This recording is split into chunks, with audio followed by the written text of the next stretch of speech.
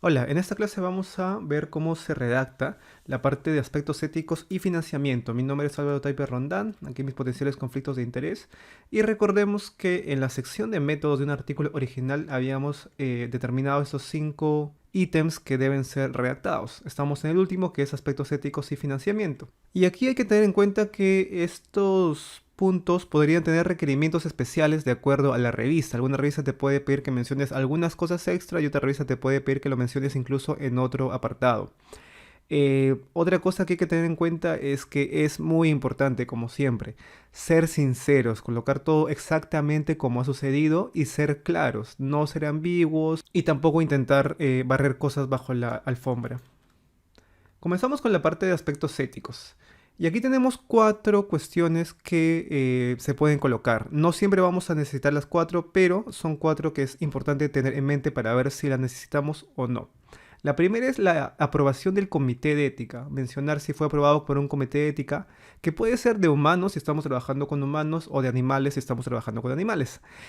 Hay algunas excepciones, por ejemplo, estudios bibliométricos, revisiones sistemáticas o cuando estás realizando análisis secundarios de bases de datos públicos, no es necesario contar con un comité de ética. Sin embargo, tu institución podría solicitarte que aún en estos casos pases el protocolo por un comité de ética. Entonces va a depender de cada caso.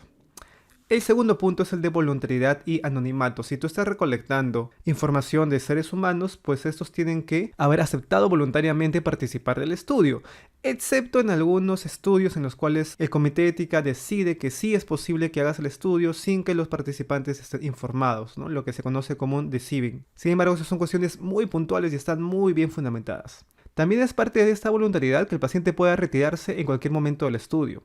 Cuando estamos trabajando con registros, como son historias clínicas electrónicas y no tenemos contacto directo con los pacientes, pues por lo general no va a ser necesario que estos pacientes acepten voluntariamente participar, ¿no? De hecho, estos pacientes pueden incluso ya haber fallecido o no estar al alcance. Excepto, claro está, en algunos casos. Todo esto tiene que ser visto y aprobado por el comité de ética antes de la realización del estudio.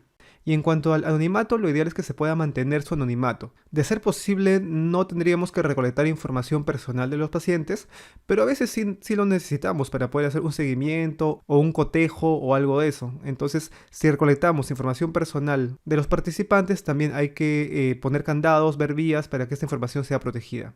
El tercer punto es el consentimiento informado. Y ojo, el consentimiento informado no es un papelito que se firma. Es todo un proceso en el cual se le explica al paciente en qué se está metiendo y se permite que el paciente pueda hacer preguntas, pueda entenderlo en un lenguaje simple y pueda aceptar su participación en el estudio. Aquí hay que diferenciar consentimiento de asentimiento. Por ejemplo, si tenemos menores de edad o personas que tienen alguna discapacidad por lo cual no pueden entender las consecuencias de su participación, pues lo que se hace es que esas personas asientan, sí, participar, pero que un tutor o un cuidador o los padres de estas personas den el consentimiento formal. ¿Ok? A veces cuando estamos trabajando con adolescentes, por ejemplo, el comité de ética nos puede decir, ok, como la naturaleza de tu estudio tal vez involucra preguntas de índole personal, podría verse sesgado si los padres tienen que dar el consentimiento, ¿no? Entonces ahí sí, para adolescentes a veces es posible que el consentimiento sea dado por los mismos adolescentes. Sin embargo, todo esto tiene que estar aprobado por el comité de ética. Luego, se tiene que mencionar qué se les explicó a los participantes. Si se les explicó el propósito del estudio, los riesgos, beneficios, alternativas, etc.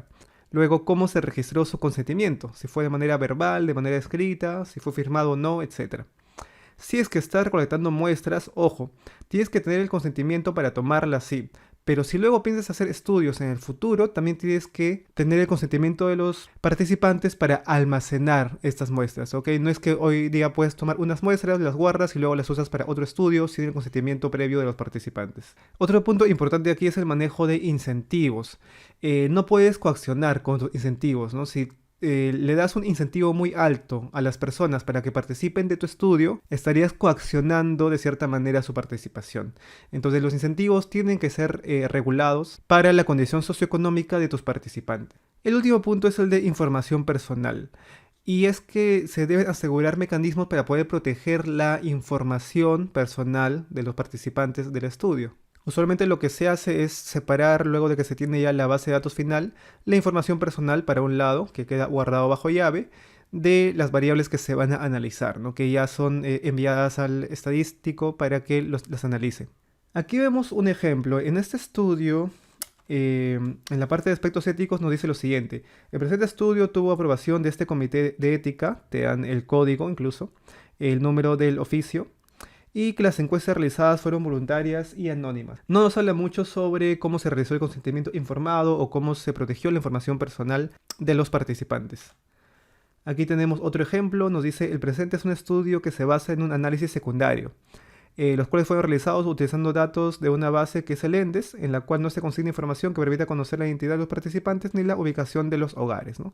Como este es un análisis secundario, pues no extrañamos que falte aquí el comité de ética. En este otro estudio nos dice, el estudio fue aprobado por este comité de ética de esta universidad. La participación en el estudio fue voluntaria tras firmar un consentimiento informado. Asimismo, se respetaron los principios de justicia, confidencialidad y autonomía necesarios para investigaciones en humanos. No nos dice mucho tampoco de la información personal y cómo se protegió. En este otro que nos dice, incluso colocan un subtítulo de aprobación ética y consentimiento para participar y te dice que no es aplicable debido a que el estudio fue un análisis secundario de una base de datos. Entonces, a veces cuando te piden esta sección, pues puedes contestar de esa forma. Entonces, hay que tener cuidado que no suceda esto, ¿no? Estamos redactando el estudio y nos damos cuenta que no fue aprobado por ningún comité de ética cuando debió serlo. En ese caso, la pregunta clásica es, ¿entonces puedo aprobar mi estudio en retrospectiva? O sea, mandar mi protocolo ahora a un comité de ética luego de que ya realicé el estudio. Pues no, no se puede. Lo más recomendable es que vuelvas a hacer el estudio ya con un comité de ética que te lo apruebe y potencialmente corrigiendo algunos otros errores.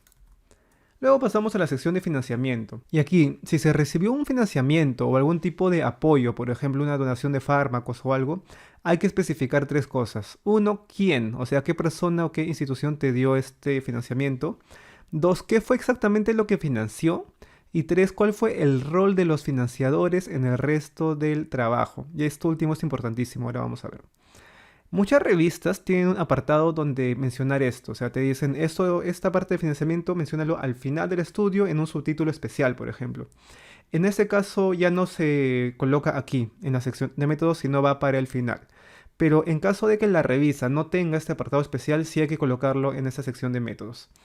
Por ejemplo, nosotros podemos colocar, si es que nosotros mismos hemos financiado el estudio, lo siguiente, el presente estudio fue autofinanciado. O sea, no recibió ningún financiamiento externo, los propios autores son los que pusieron de su bolsillo. O podemos colocar lo siguiente, con respecto al financiamiento, el pago de los encuestadores fue realizado por esta universidad. Dicha institución no participó en ningún otro aspecto del desarrollo del estudio. Los demás gastos del estudio fueron autofinanciados. En este caso, pues tienes un financiador, que es la Universidad XXX. Y es importante colocar quién, esa universidad, que financió el pago de los encuestadores y cuál fue el rol de este financiador en el resto del trabajo, porque puede que alguien financie un estudio, pero que luego quiera que las conclusiones del estudio le favorezcan, ¿no? Esto es, por ejemplo, clásico cuando la industria farmacéutica financia un estudio. Se considera como un potencial conflicto de interés porque la industria tiene tal vez cierto interés económico de que los resultados del estudio sean de cierta forma, ¿ok? Entonces hay que decir, esta institución que nos financió, ¿en qué participó? Tal vez participó en la decisión de enviar el artículo a publicar o no, tal vez participó en el análisis estadístico final, en una revisión final, no sé, o tal vez en nada. Por ejemplo, en este estudio nos dicen lo siguiente en cuanto a financiamiento, que el estudio fue financiado por el NSI y otros más. Y luego nos hablan sobre cuál fue el rol de este financiador. Y nos dicen que NSI brindó supervisión y que los financiadores no tuvieron un rol en el diseño o en la conducción del estudio, ni la recolección, manejo, análisis o interpretación de la data, ni la preparación, revisión o aprobación del manuscrito, ni en la decisión para enviarlo a publicar. Entonces esto es bastante transparente en cuanto a cuál fue la participación del financiador. Entonces, el financiador ideal es alguien que simplemente te da el dinero y ya, pues no tanto así, ¿no? Usualmente alguien que te da el dinero, por más altruista que sea, te va a pedir, ¿no? Que, oye, esto que estás haciendo lo hagas bien y que lo publiques. Y eso no estaría mal. Pero lo que está mal es no reportarlo, ¿no? Entonces aquí la idea, como siempre, y en toda la sección de metodología, es reportar todo exactamente como ha sucedido. Eso es todo en cuanto a esta sección. Muchas gracias.